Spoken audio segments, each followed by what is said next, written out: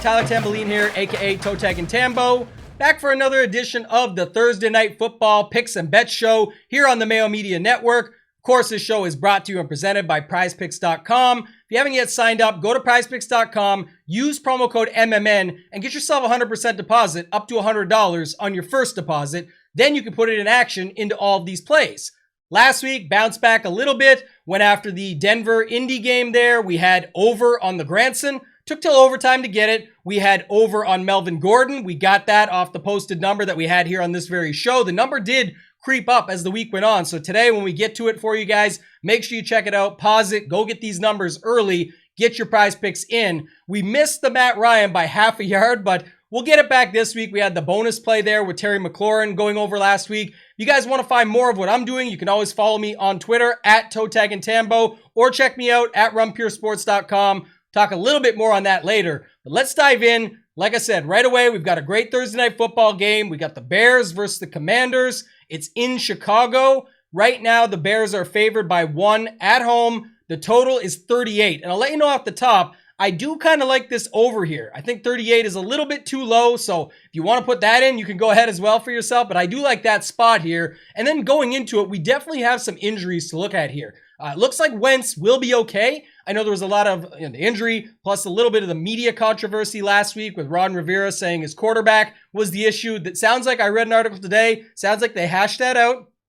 All is going to be okay. He also said Wentz was back at practice, throwing the ball. Everyone got together on it, said it was maybe a little misconstrued with the media, but that they understood what he meant. They're all on the same page. We still have to keep an eye, though, because we still have Dotson, who looks trending down. Logan Thomas looks trending down. We'll see. Diami Brown, we'll see, is questionable. And also N'Keal Harry, interesting situation. They activated, for this game, he was activated from the IR, but then apparently had another small injury in practice. Will matter more a little later on when we get to the DraftKings segment. If you are just joining us for the first time, we appreciate it. Hit that like button, hit that subscribe, and we'll talk more about that later, but it does give you the notifications so that you can get all the free shows coming your way. A big one that myself and Pat do right here on this channel on Friday, it will come out, is the DraftKings show where we're breaking down everything with more ownership, injuries, defenses, all the stuff, roster construction, exposures, things like that you'll want to know. But let's get back to this game. Like I said, I think it's still a good one. Sometimes the teams involved make it so everyone hates on it, but I think in general, anytime you have a chance to win money and it might be a spot you can exploit, I like this spot. So I think we're able to do that. I've got 2 picks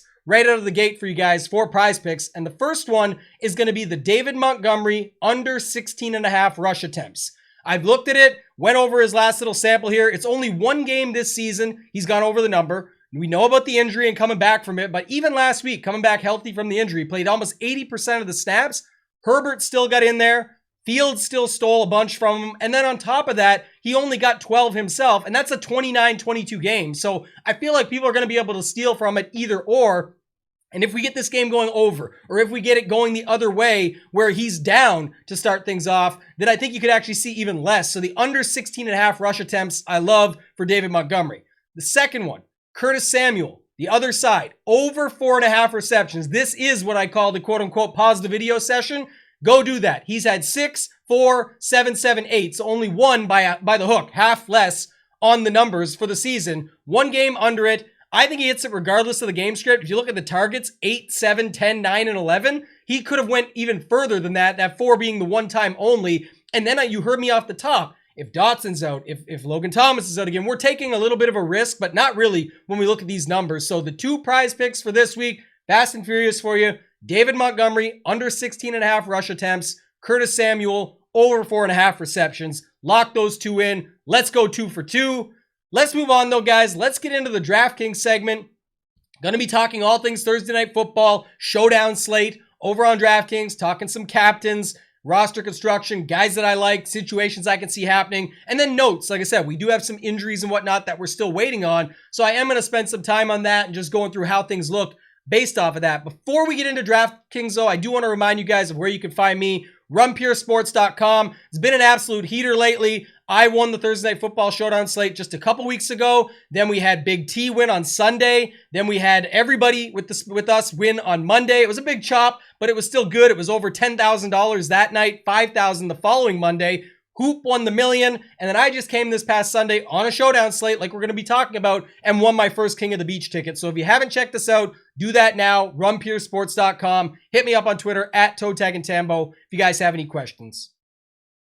All right, so let's dive into these captains here and have a look. If you guys haven't been here before or been on the show, watching this one with me, I should say, it comes down to looking at the captains, how that looks for roster construction. Again, with Showdown, you always want to be building yourself a little bit of a game flow, a script that you see playing out, and then put that storyline into your lineup and see how it all fits. If you think 3 or 4 guys are going to just crush, you may have to play around with putting them in the flex and seeing what that leaves you for captain. Or what I always do is start with maybe the cheapest captain of the bunch that I'm looking at and put them in. Here for me, not the cheapest captain, but the one I think if you're looking up top, we've got Wentz, who's expected to play, Montgomery, Fields, Terry McLaurin, Gibson, but Curtis Samuel, I talked about him earlier. I already liked him in the PrizePicks segment that we talked about. If you go him, he's 12-3. It leaves you about just over 7,500 in the flex. And the reason I bring that up is because let's say on the other side, Chicago is the home favorite. I know it's only 1 point, but if people go Montgomery, you actually have under $6,900. So it's over $600 more per player going down to a guy like Curtis Samuel and filling it in from there.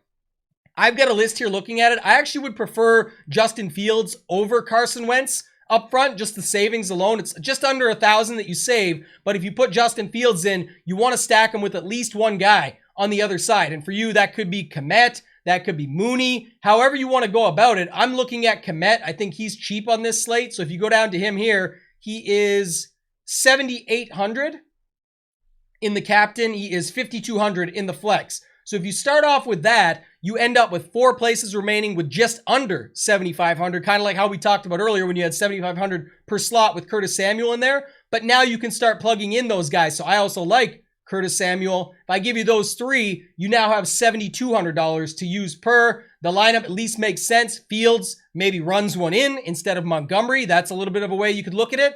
Maybe passes one for a touchdown, or maybe it's 6 catches for 40 or something for Kmet at that price is pretty fair. And then you've obviously got to think someone's going to become, first of all, someone has to be coming back the other way in your lineups. 5-1 is the most you can go one side, but also you want someone that's going to be a pass catcher in this scenario, most likely. So for me, Curtis Samuel makes a lot of sense, and I still have over 7,200.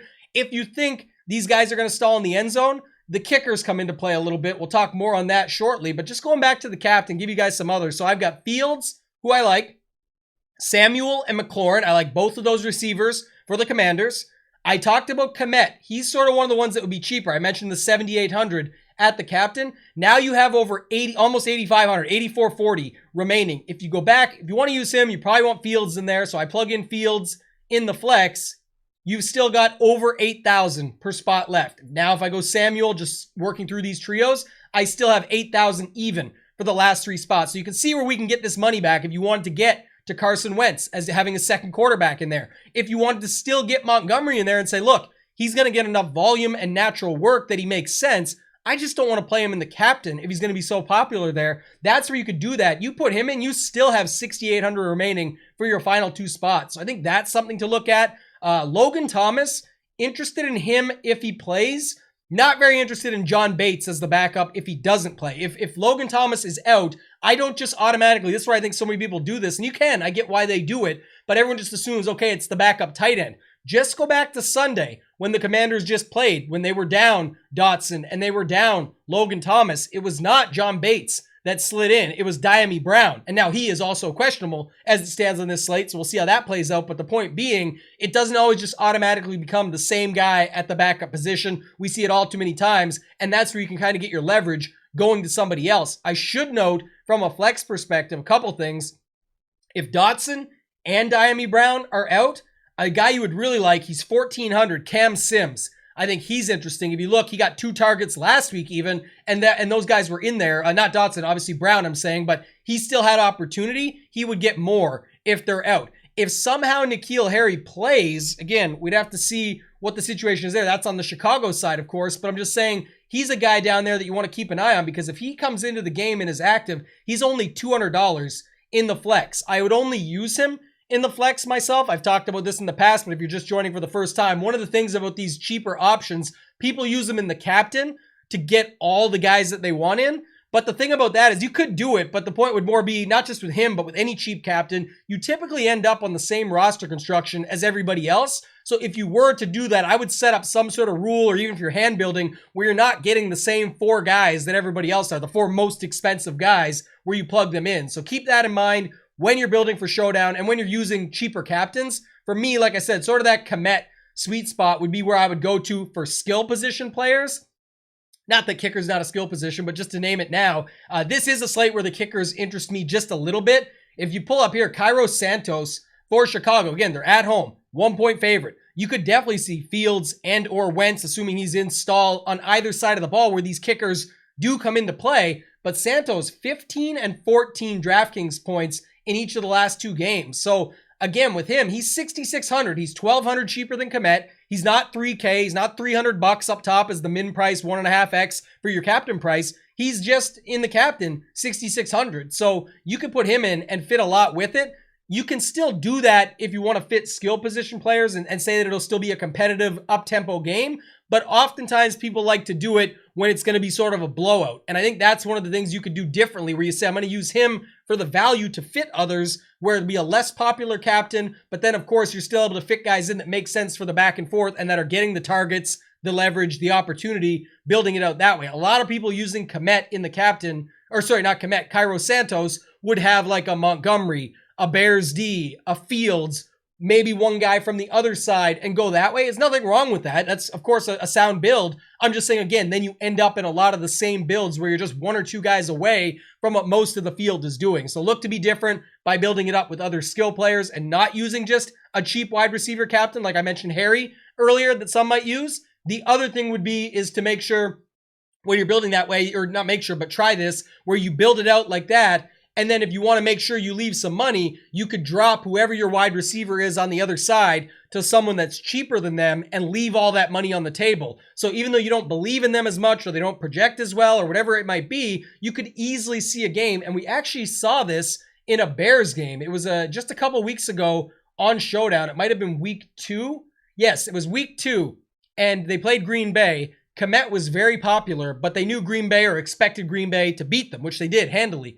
And a lot of people built these 5-1s with Komet on the other side, or 4-2s, 4 Green Bay guys, 2 Chicago guys, that is. And what they were doing is that people were leaving Komet out and leaving all the salary to drop down like $6,000 less to Ryan Griffin, who was their backup. And while he only scored 2 points, it was more than Komet at 0. And that actually ended up on the optimal lineup, a 5-1 build of 5 Green Bay guys and Ryan Griffin with money left on the table on the other side. So you can always keep that in mind. If I pull him up here, he is, let me just see, 1,500 is in the captain. So let me pull it up on the other side as 1,000. Pull up his numbers here. Not much. Week 5 only had the 1 target, 1 catch, 1.1 points. But yes, it was week 2 when he scored the 2.8. So you could always do something like that. I wouldn't recommend it always, but in a spot, I'm using the example of the 5-1. If you have Terry McLaurin on the other side for 9,000, what would be stopping you from dropping down to J.D. McKissick for 6,400 and just saying maybe it's him getting all the work, and then while McLaurin has 9 points early, McKissick has 3 or 4, but then late in the game it becomes McKissick time and he picks up 5 or 6 points on the last drive to end up beating Terry McLaurin, and that's what you needed on your roster, and you could have just left the salary. That's what you're looking for in these builds, and that's why you should always be willing to leave a little bit of salary on the table. I think that's probably good, right? We went through the captains. I talked about Fields, Samuel, McLaurin, Komet, Logan Thomas if he plays, and then the kickers. That's where I would kind of have the most interest as of now. Again, you can go to Run Pure Sports, follow me on Twitter at @ToeTagAndTambo, see when I put out any other thoughts that I have on this game. But I do think that's key is getting your captain pool dialed in and then building around that with the storyline that you have. Talked a little bit about that strategy and guys that you can use there.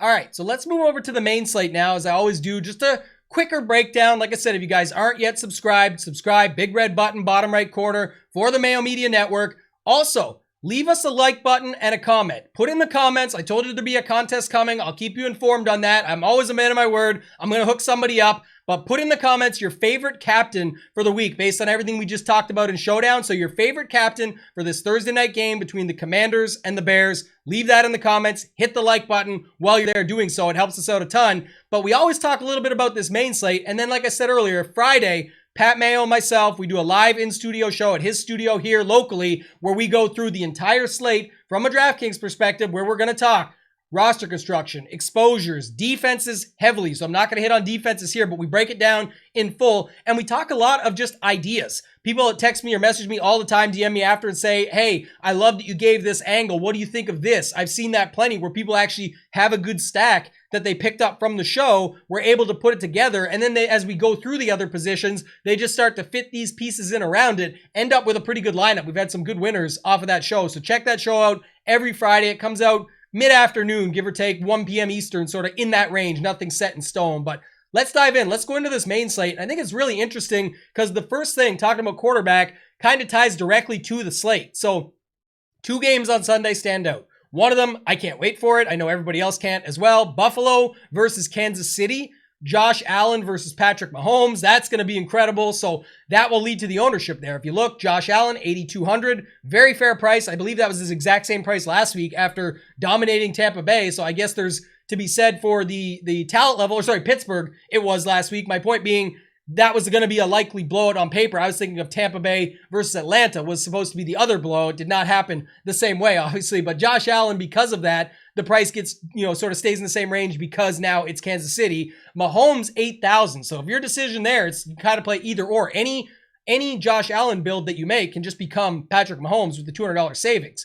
The other game is, of course, the Arizona-Seattle game. Seattle just continues to get beat up on. People love to play Kyler, but can never seem to get him right. This feels like a place they'll go right back to him, though. He's 7,300. You can easily play him there. And then Geno is 5,700. So I think Geno is going to get a lot of love this week as well. So just starting with quarterback, it's fully correlated in my mind, at least as of now, Wednesday evening, to being towards those 2 games. And probably rightfully so. Those look pretty good. They have the highest totals. The Kansas City Buffalo has the biggest total on the slate by a decent margin. So I would expect ownership to be there. The other interesting factor is they're both in the afternoon. So with that being said, I think there's a lot of late swap opportunity there, right? They're both, I think, at 4:25 p.m. Eastern. Arizona-Seattle is actually at 4:05 Eastern. But I did see a note today, depending on the baseball series of Seattle and Houston, if it goes to the game on Sunday and the series goes to that length, they actually are going to push back the time on this Arizona-Seattle game. So keep on top of that. We'll talk more about it on Friday, most likely,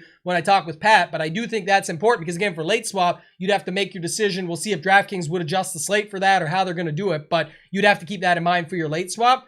Going over to running back, biggest thing on the table right now for me, I'm not going to go into a bunch of things at each position, but the Ramondre Stevenson stuff. So he's going up against Cleveland. Last week, I believe it was Eckler who just smashed them and went off again for another game. So you've got that to keep in mind. But with no Damian Harris, going to be out for at least I think they said 2 to 4 weeks. Ramondre Stevenson is going to get talked up a bunch. He's only 6,000, rightfully so. He makes sense. The other guy you're going to look at here is Jeff Wilson Jr., $6,200 coming off a big game himself, going up to play Atlanta this week. So again, they're going to be popular. You'll have to decide what you're going to do with them as you go throughout the week and see how your lineups actually bear out when you start to put them down on paper and start to plug them in. But I think those are 2 interesting plays there. At wide receiver, this is where, again, this will flow as the quarterback flows, and the quarterback is flowing as those games flow. So what do you expect? Well, let me see. This game should be a good back and forth. They must have increased Tyler Lockett's price, right? Wrong. $5,600. I believe he was $5,600 last week or $5,700. So he went, same. So he went, he's exact same price as last week after another huge week, and they didn't change it. So expect him to be very popular. And then, like I said, when you just look at these games, I'll just scroll over to them here for a second. But if you go to Arizona and Seattle, change it to wide receiver on the app, you can see. So Marquise Brown continues to stay hot. You always have the battle between Metcalf and Lockett, Rondale Moore, AJ Green, Greg Dortch. There's not many spots I can see that you can get very different in that game. Go to the Buffalo, Kansas City. One interesting note today is that, where's he at here now? I think he was 5,000. Isaiah McKenzie, he still shows up as a Q tag. He cleared the NFL concussion protocol, practiced fully on Wednesday, so I would expect him to be in no problem. I like going to him. Shakir, of course, had the big game last week, but with McKenzie back, they still have Diggs and Davis. Have to make a decision there. Davis, if you want to think it's chasing, maybe you could, but he's still priced right at 6,500. Again, then one of those spots where 35.1 DraftKings points. It came last week. It came off a 98 yarder and like a 71 yarder. But the point being that you don't have to get the same output. Like at 6K or 6,400 he was last week, 35 is incredible. If he only gets 22 this week or 23 at 6,500, you're not dead by any means, and that's good for that game. He saves you a lot of money from the $8,400 dig, so keep that in mind. I like McKenzie. We'll see what's going on. I'm still not sure on Dawson Knox in that game. I know he was ruled out last week, but we'll have to wait and see there. They played Quentin Morris, and I believe he had 5 targets, so something to keep an eye on. I know he dropped what should have been an easy touchdown, so Quentin Morris would be another guy to keep in line when you get to tight end. Other wide receivers on the other side, Juju, man, it looks so bad. So I don't know if I could get there at 5,200. The price might be right, but Valdez-Scantling had a big game for the Monday Night Football game there. Hardman was getting involved quite a bit, actually. 5 targets, 73 yards. He got a rush attempt, too. So, I mean, you can mess around with those guys, and I don't think they'll get enough. MVS might get some, but I don't think Hardman will get as much at 4,000. So he's someone to keep in mind. And then it perfectly transitions and segues over to the tight end conversation because you've got Travis Kelce back on the slate. You also have Mark Andrews. So I do think that's an interesting note. I always kind of look at these things. This is where Pat and I go with the show on Friday, where we mentioned this quite a bit. But if you look at this perspective, I think Kelce becomes popular because of everything I just talked about. It's this game. It goes with Mahomes. It goes, if you want to go the other side, you can use him as the run back if you're playing Allen lineups. My point being, though, at wide receiver, what we just talked about with Kansas City, if not everyone likes Juju and not as many are going to go to Hardman, it makes MVS the popular choice. It makes Kelce the next most popular choice. And at 7,800, it's a decision to be had. But what's interesting about this is if you go off that, for $800 less, you can play Mark Andrews. And he's not in that game. Of course he's not in that game. My point being, though, is where people are stacking that game and likely have Kelce, it wouldn't hurt if you needed the money to play Andrews over Kelce as a risk that you're taking to say he's still connected to Lamar Jackson, still going up against the Giants. He's on absolute fire right now. What is it? 22, had a bad game in week 4, 28, and then his week 1 wasn't anything special. But the point being, that's an option where most people that stack that game will and have Kelce in it, you could stack that game and then have Andrews in it, just as a way to get different. It has nothing to do with being in the stack. It has a way to be different than the other game stacks on that game. Same can be said a little bit, like Zach Ertz is down here at 4,900. Seattle has got beat up at the tight end position, but one thing to note, look, they've still got pretty beat up. Even when they played Denver, it was like Beck and somebody else who put up like 14 combined points on them. I think it was Troutman put up some points on them, but even without the big game out of Taysom Hill. But the note would be that there's Taysom and Hawkinson. They both smashed them, but Taysom's not really a tight end. He's everything. He's a Swiss Army knife, of course, quarterback, running back. He's a vulture, really is what he is. He's just going to take it from anyone and everyone. They didn't pay him a lot of money, so we should kind of expect that at times with what he does. But the other note would be Hawkinson, when he did it as a tight end, it was also without Swift, Amon-Ra, and one more. I forget who else was out that game, but just the point being, Chark, I think, was the other one. But the point being, of course, someone has to smash them in that spot. So it looks like they get crushed by tight ends, but I do think there's something to be said for that. And you could actually look at the other side. Dissly is 3,100, 14, 12, 13, and 3 of his 4 games for DraftKings points at 3K. That's not going to hurt you. And also, he's 3,100 versus Ertz is 49. So again, just a way to get different. Or put these guys into your same Buffalo, Kansas City stacks. I'm only focusing on those 2 games for the look ahead, but my point more so being that if you were doing that, it's a way to get different in the spot other people are using. And in something like the Buffalo, Kansas City game, where you want some savings and a lot are maxing out with a guy like Kelce to get Lockett, you might, instead of play Lockett, play Dissly and then use that money to get someone else in, whether it's a Marquise Brown or it's a Stephon Diggs or whatever in those other games in those good spots that we talked about. That's a way that you can do it and be just a little bit different. And like I said, for defense, we won't talk about it here. We'll wait till Friday. Pat and I do go through on the Friday show and actually break it down and talk about who may actually see more opportunities. He talks about offensive line versus defensive line, adjustments, things to expect. We'll talk about the spreads, all just related to defense. And people love that segment. So again, check us out there. Check me out on Twitter at @ToeTaggingTambo. Add me there. Every Saturday, I put out a thread. I only do one a week. Tambo's Tidbits. You can search it, the hashtag Tambo's Tidbits, if you want to see the previous one. It lists all the things I found from around the industry, all pertinent facts, for the games upcoming, stats, things like that I think can help you with your bets. PrizePicks, DFS, DraftKings, FanDuel, all those different things where you guys can find that on there. So add me on Twitter at ToeTagAndTambo. Check me out at RunPureSports.com. Hit the subscribe button here to get subscribed for all the free shows for Mayo Media Network. Leave your favorite captain from the Thursday Night Football game in the comments. And that's going to do it for this week, guys. Good luck in your contests. I'll see you next time.